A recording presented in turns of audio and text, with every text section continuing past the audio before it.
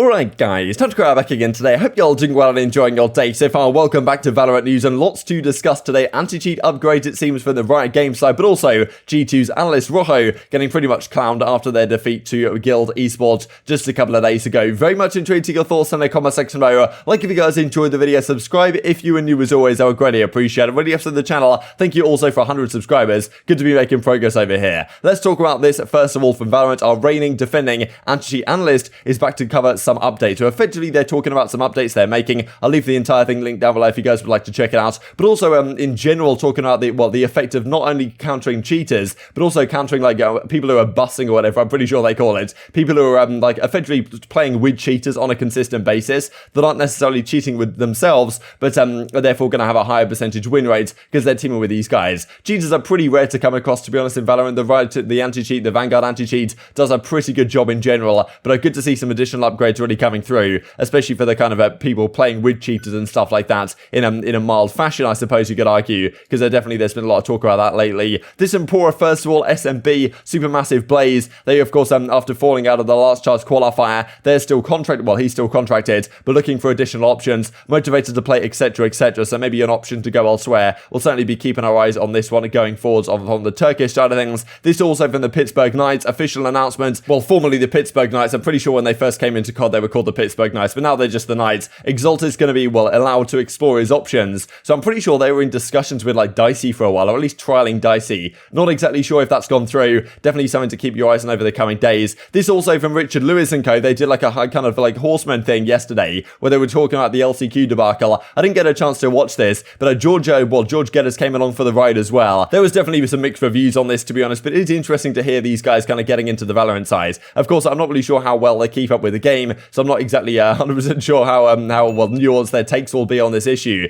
But I mean, still not exactly an ideal look really for Riot. And Richard Lewis and co are going to jump at the opportunity, I suppose, to talk about these type of situations. This also then from Guild a couple of days ago, because as we saw, G2 Esports, they fell out of the last chance qualifier to Guild Esports in a pretty big upset, that 2-0 defeat that they had. They thought that was kind of funny, right? Because as G2 tweeted out, this one should be a breeze. And yeah, okay, Guild 2-0, pretty comfortable in the end. Now, looking back on this, of course, Guild ended up losing in the grand finals to Team Liquid in a pretty hard fought affair at the end of the day. But this clip came out from a stream just a couple of days before G2 played up against Guild, of Rojo making some pretty interesting comments, let's just put it like that, up against the guys on Guild. And I mean, looking back on this, certainly does not paint the greatest picture after they lost to them. Os voy a decir una cosa, mira, a Bonkers lo tendrían que haber echado hace millones y millones de años, ¿ok? Millones y millones de años.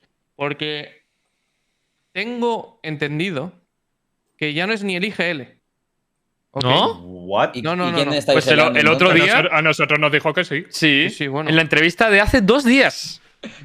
Bonkers debería haber estado fuera ya. Me da igual que sea el IGL. O sea, lo primero, no es un IGL de la puta polla como para mantenerlo.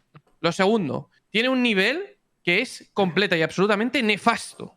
Nefasto. O sea, ha tenido la mejor partida de su historia en este Last Chance Qualifier. Fue con en Sage, Icebox, sí, ¿vale? en Icebox. Fue con Sage en Icebox y os digo una cosa.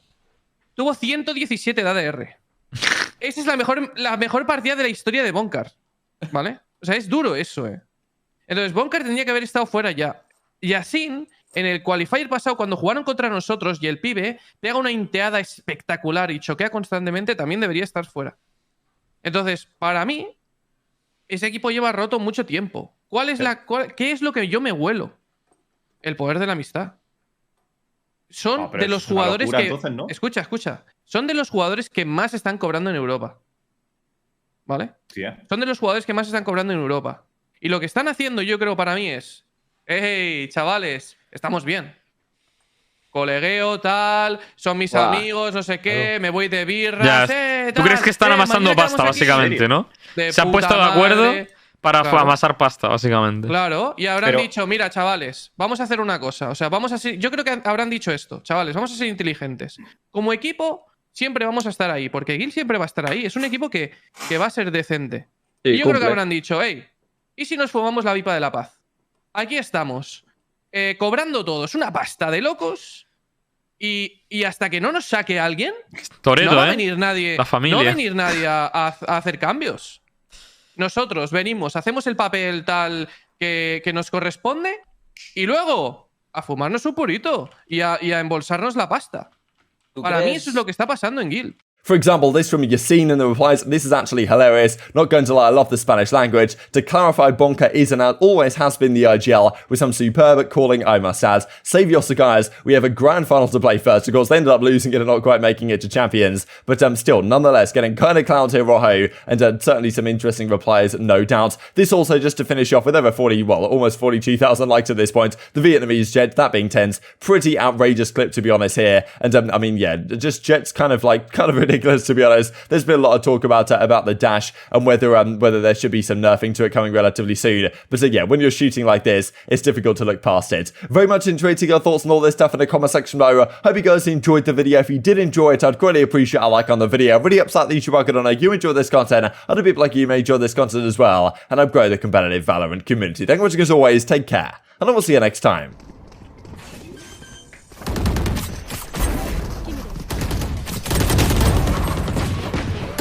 One shot.